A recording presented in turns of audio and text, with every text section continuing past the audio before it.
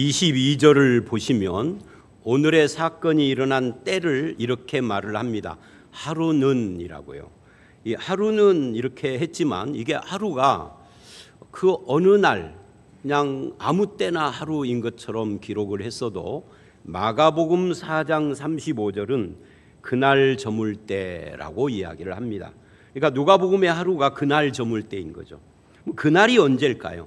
그날은 바로 여러 가지 비유, 씨 뿌리는 비유, 등불 비유 같은 이런 비유로 핵심이 뭐였죠? 8장 전체가 말씀의 순종, 말씀을 어떻게 듣는가, 그리고 지키어 인내하여 결실을 맺는 이 말씀에 대해서 가르침을 받은 바로 그날 저물 때를 말하는 겁니다.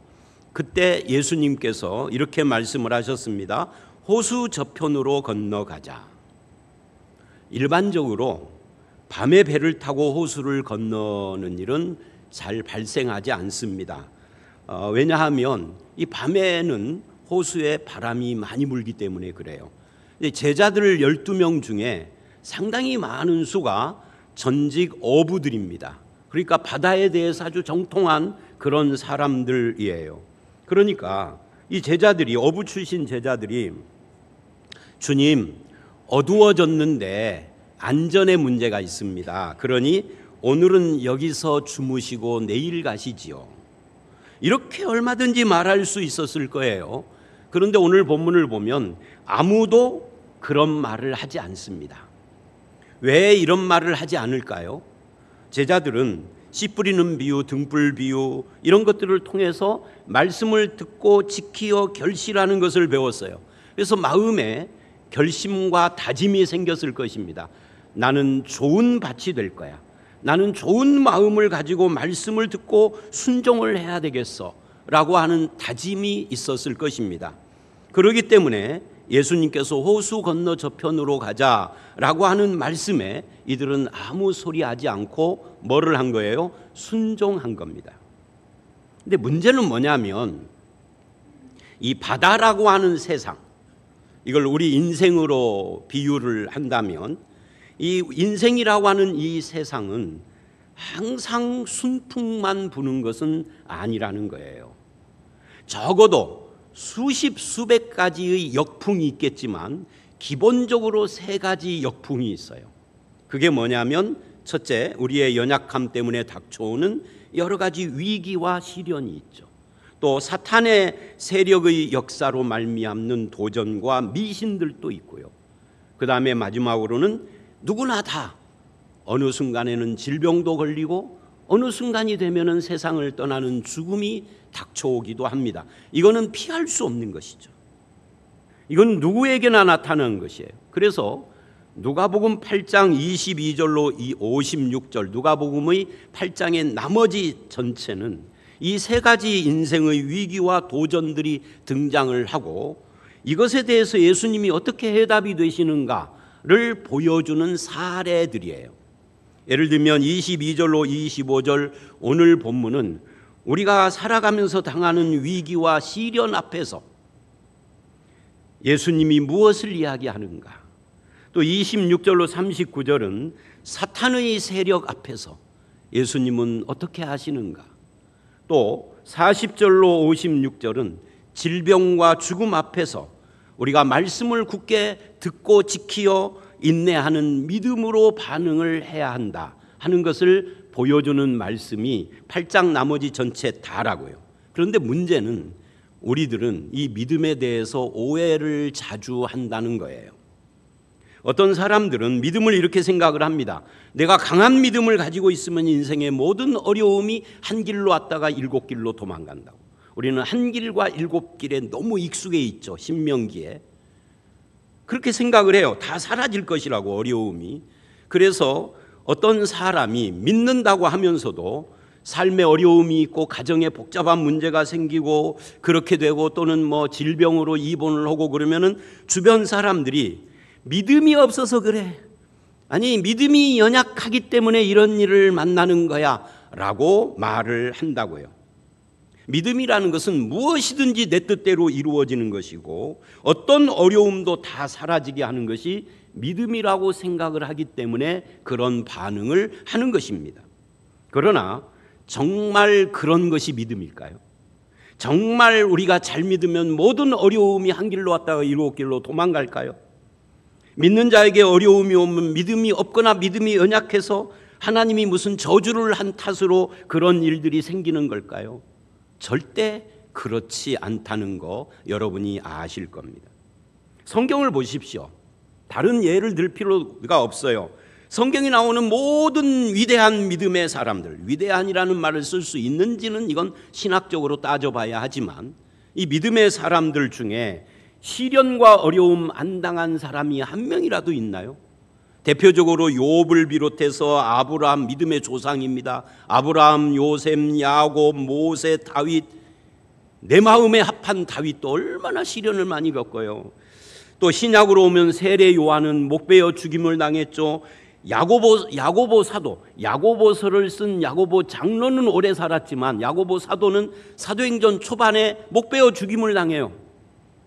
베드로, 바울, 그리고 초대교회 그 수많은 사람들 믿음 때문에 사자밥이 되고 불태워 죽고 유리방황하고 뭐 더 증거를 댈 필요가 없어요. 그렇다면 우리가 생각하는 이 믿음에 대한 이런 생각들은 다 오해된 거다. 잘못된 믿음이다. 현대 한국교회에서 왜곡시킨 거다. 거짓말이다 하는 거예요. 성경은 그렇게 말하지 않는다는 거예요. 본문 22절도 예수님께서 호수 저편으로 건너가자 하셨을 때 제자들은 그 말씀에 순종을 했습니다. 그런데 23절을 보면 광풍이 불어요. 여러분 강풍에다가 동그라미나 밑줄을 넣으시고 이렇게 써놓으십시오. 다 아는 거지만 모르는 분이 있을까 봐 미친 바람이라고. 미친 바람을 한문으로 광풍이라고 그러는 거니까. 광풍 그러면 점잖게 들리는데 미친 바람 그러면 확 와닿아요. 제자들은 주님이 가자고 했어. 말씀을 듣고 순종하는 것이 좋은 밭이라고 그랬어. 그러니까 아무 소리도 않고 가요. 왜? 주님이 가자고 했으니까 순풍이 불겠지. 근데 역풍이 분 겁니다. 전혀 반대로 현실은 미친 바람이 분 거예요. 아니, 말씀을 듣고 지키는 사람이 좋은 땅이고 말씀에 순종하는 것이 예수의 가족이라고 해서 순종을 했는데 왜 현실은 이 모양이냐 그 말이에요. 이러려고 우리를 인도하시고 순종을 강조하셨느냐 하는 의문이 생길 수밖에 없는 상황인 겁니다. 제자들의 고민이 그랬던 것처럼 오늘 저와 여러분도 얼마든지 그런 고민에 빠질 수 있어요. 믿는 사람이라면 한 번쯤 이 고민을 다 거쳤을 것이라고 생각을 합니다. 믿음으로 주님과 동행하는 삶을 살았으면 좀 그럴듯한 내 인생이 펼쳐져야 하고 좀 근사한 곳으로 나를 인도해야지 이게 뭡니까예요. 그잖아요. 우리가 이런 상황을 바르게 이해하지 못하면 영적인 무력감에 빠집니다. 영적인 무력감이 뭐예요? 예수 믿어도 소용없네. 그런데 안 믿을 수는 없어. 왜? 죽으면 천국 가야 하니까. 그러니까 믿긴 믿는데 이제 무기력하게 믿는 거예요. 허탈해진 거지. 이걸 영적 침체라고 하는 겁니다. 아마 여러분 중에도 내놓고 말은 못해도 이런 고민으로 한 번쯤 고민했던 적이 다 있고 지금 현재도 고민하는 분들이 있을지 몰라요. 그런데 오늘 본문은 보면 첩첩산중처럼 더 큰 문제가 하나가 또 있습니다. 그게 뭐냐면요, 23절을 보면 이런 상황 속에서 주님이 뭐하고 계세요? 잠을 자고 계십니다. 이게 이제 기가 막힌 거예요. 주님이 가자 해서 따라갔는데 광풍에 우리는 죽게 됐는데 주님은 잠자고 있어. 무관심해. 내 인생에 대해서 아무 관심을 안 보이시는 거예요.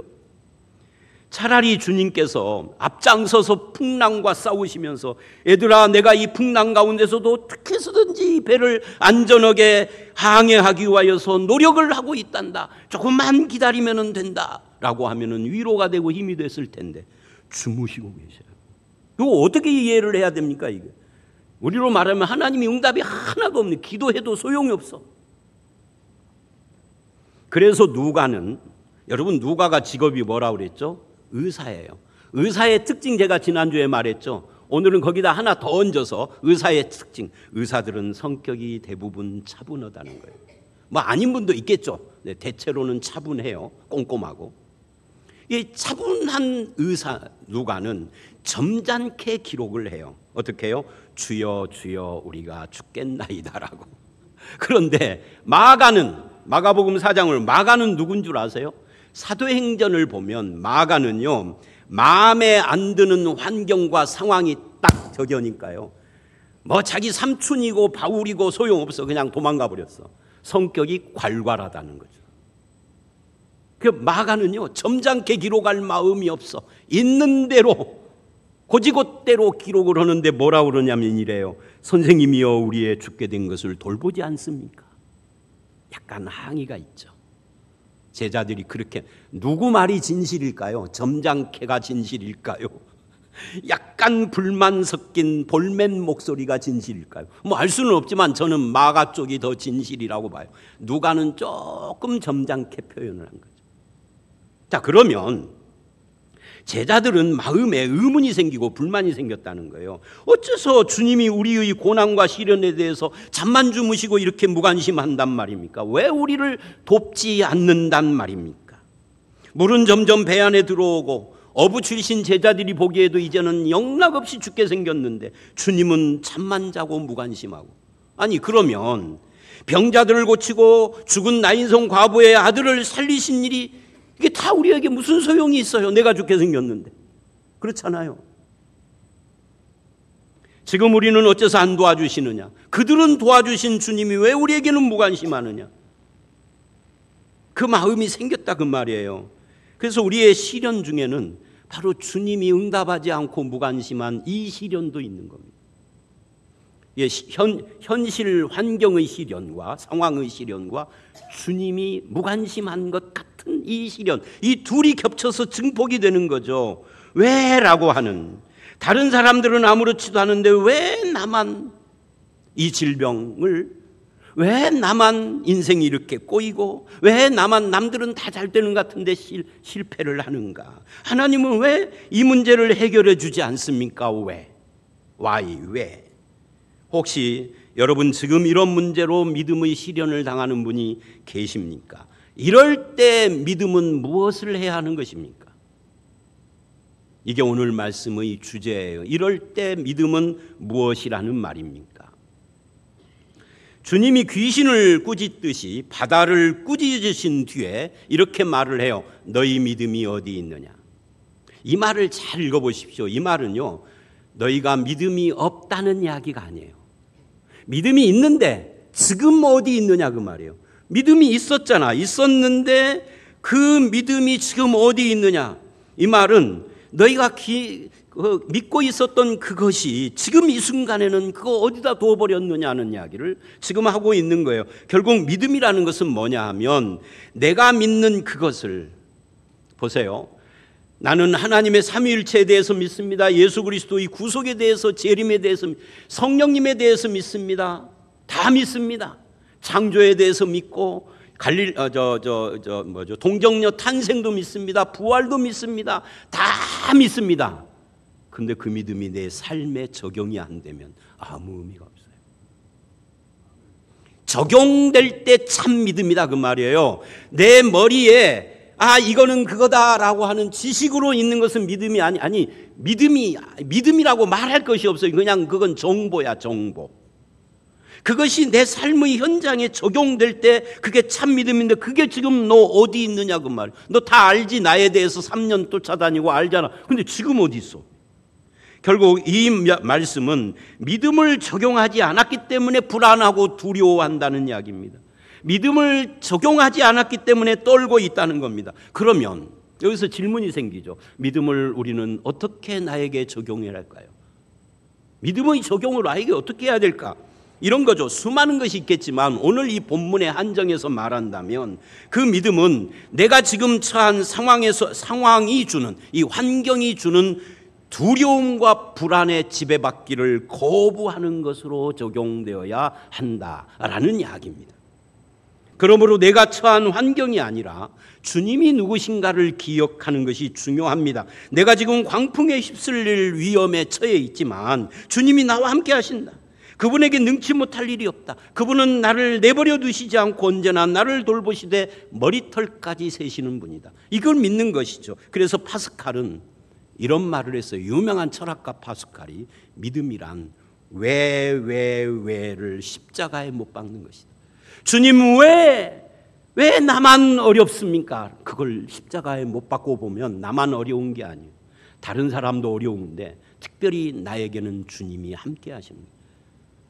그걸 파스칼이 지적을 한 거예요. 여러분, 이 왜를 십자가에 못 박으시고 예수 그리스도와 그분의 말씀을 붙으시기를 바랍니다. 로마서 6장 11절은 그것을 여기라라고 그래요. 말하자면 인정하고 받아들이라는 이야기인 것이죠. 결국 우리의 문제는 믿음을 적용하지 않는 문제예요. 그래서 종교개혁자 멜랑크톤이 종교개혁의 어려움을 호소를 하니까 마틴 루터가 이렇게 대답을 했다고 그래요. 멜랑톤이요, 자신이 왕노릇하지 마시오. 주님이 왕인데 네가 왕노릇하지 말라. 즉 근심 걱정 두려움은 네가 무엇을 할 수 있다는 생각에서 나온 것이다. 네가 왕노릇하려고 해서 그런 것이 생기는 것이다. 참된 왕을 의지해야 된다. 여러분, 엄마만 있으면 아기는 평안한 것처럼 예수님을 나의 주 나의 왕으로 모셨으면 그분을 의지하고 그 품에서 평안한 것이 이게 믿음이에요. 여러분, 이번 수요일 날 요즘 에레미야서 묵상을 하지 않습니까? 에레미야 27장 1절로 11절에 그 묵상을 하는데 이런 말씀이 나와요. 하나님께서 에레미야에게 왕들이 모인 국제회의장에 가서 말씀을 전하라. 근데 왕들이 모였어요. 왕들이 여러 한 10여 명 이상 모였겠죠. 우리로 말하면 G7 이런 거 하는 겁니다. 근데 왜 모였느냐면 반바벨론 연대를 위해서 모인 거예요. 바벨론 세력이 막 확장을 하니까 이놈들 우리가 힘을 뭉쳐서 바벨론을 쳐 부수자 하고 그 토끼들이 모인 거예요. 토끼들이 한 10마리 모이면 사자를 이길 것처럼 생각을 한 거죠. 그럴 때 하나님께서 에레미야를 그 회의장에 가라 그래요. 가서 뭐를 하느냐 이래요. 창조주 하나님, 세상 만물의 소유자이신 하나님이 자기 권세를 누구에게 주시든지 자기가 옳게 여기는 합당한 자에게 주시느니라. 근데 그 합당한 자가 누구냐? 하나님 보시기에 옳게 여긴 자가 누구냐? 너희가 대적하려고 하는 바벨론 왕 느부갓네살이다. 그러니 군소리하지 말고 하나님의 손에 들린 막대기가 바벨론 왕이니까 저항하지 말고 받아들여라. 항복해라. 정한 때가 오면은 해방시켜 주실 것이다.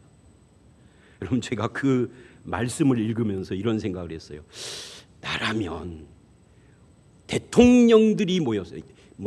우리가 G7 말고 20개국 모이는 거 있잖아요. 그거 뭐라 그러죠? 하여튼 20개국 대통령들 모이는 곳에 노목사 네가 가서 야 너네들 수작하지 말고 다 포기해. 이거 가서 전하라고 하면 할 수 있을까?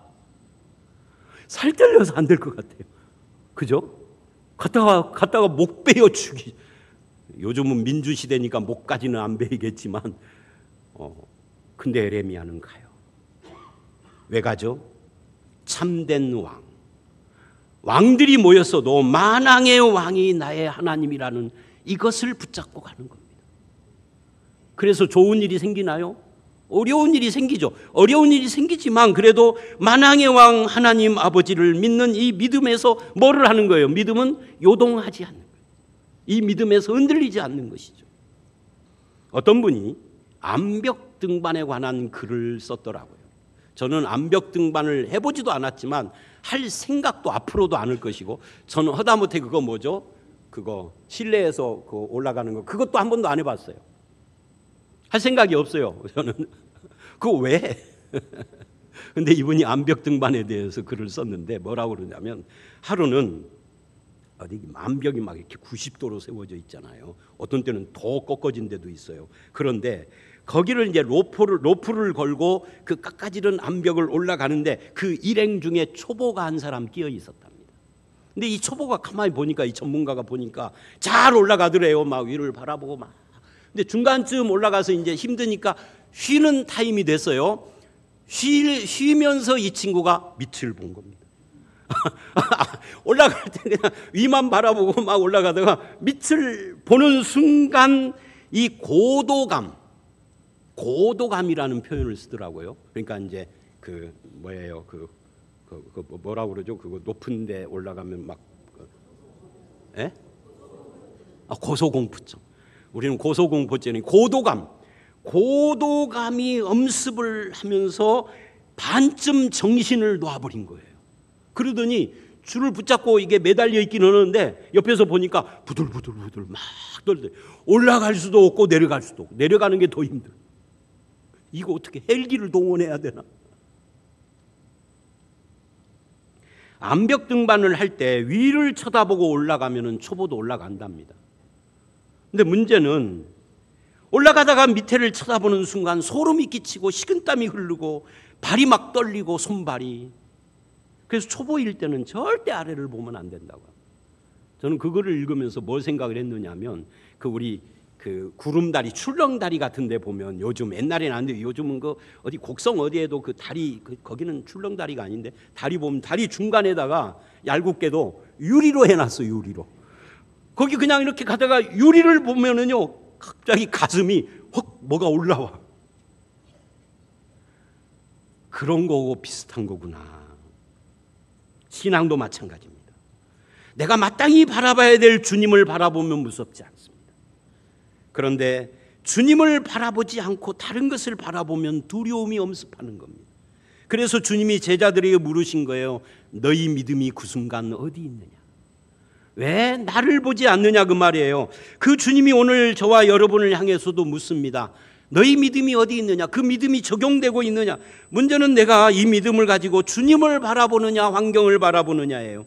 시선을, 마음을 굳게 하고 시선을 주님께 돌리는 것이 중요하다는 말이죠. 내 눈을 가리는 환경과 상관없이 나를 사랑하시고 인도하고 은혜로 이끌어 주시는 주님을 붙잡는 것, 이것이 우리들이 해야 할 일이다. 주님의 계획과 섭리는 우리에게 일어나는 모든 것이 합력하여 선을 이루는데 아무 방해를 받지 않습니다. 그러므로 여러분의 인생에 일어나는 사건들마다 주님의 은혜와 사랑과 인도하심에다가 초점을 맞추십시오. 겉으로 나타난 상황과 이 모습은 단지 내 판단이고 세상의 눈일 뿐이다. 주님의 계획은 이것을 통해서 은혜로운 목적을 이루어 가신다라고 믿음을 적용하시기를 바랍니다. 믿음은요, 절대로 나에게 있는 크기, 분량 때문에 역사하는 것이 아니에요. 모든 인간의 믿음은요, 목사인 저나 서리 집사도 아닌 이제 초신자, 이제 세례 막 받은 여러분이나 믿음의 크기는 거기서 거기야. 그래서 주님이 믿음이 얼마나 있어야 되는가라는 의문을 가진 제자들에게 대답을 하셨어요. 뭐라고 대답하신 줄 아세요? 겨자씨만큼만 있으면 된다라고. 겨자씨 하나는 눈에 보이지도 않아요. 크기가 아니다는 거예요. 그래서 제자들이 놀라고 두려워서 주님을 깨우면서 주여 주여 우리가 죽겠나이다 라고 주님을 찾았는데 이게 믿음이에요. 근데 문제는 이 믿음을 적용을 하라는 거죠. 믿음을 주님께로 나아가게 해주는 것이니까 이게 믿음이란 말이죠. 주님은 그들을 꾸짖으십니다. 왜? 믿음이 있는데 두려워하고 적용하지 않고 놀라기만 하느냐. 그럼에도 불구하고 주님이 꾸짖으셨음에도 불구하고 주님은 그들의 요청을 들어주십니다. 우리로 말하면 기도를 들어주시고 평안을 주셨다는 거예요. 그래서 믿음은 적다 많다 작다 크다의 문제가 아니에요. 작은 믿음이라도 주님께 나아가고 주님을 의지하면은 그것을 주님이 기뻐하시는 거예요. 그래서 다시 환원해서 앞으로 돌아가서 주님을 믿는 믿음의 특징을 한마디로 말하면 뭐예요? 요동하지 않고 흔들리지 않는 것이다. 성도는 어떤 일을 만나도 정신을 잃고 허둥대며 흔들리는 삶을 살지는 않는다. 내가 담대해서가 아니다. 주님 때문이다. 이게 흔들리지 않는 거예요. 안 믿는 사람들과 똑같이 불안하고 걱정과 두려움으로 산다면 성도의 간증을 잃어버린 거예요. 예수 믿어도 소용없고 목사가 저렇게 하는 걸 보니 예수 소용없어. 이렇게 되는 것이죠. 그런데 반대로 세상 사람들이 흔들리고 어쩔 줄 모를 때도 주님의 평화를 누리는 성도가 있다면 세상은 그 사람을 통해서 주님을 보는 겁니다. 이것이 우리의 사명이에요. 이 사명을 감당하는 저와 여러분이 되시기를 주의 이름으로 축원합니다.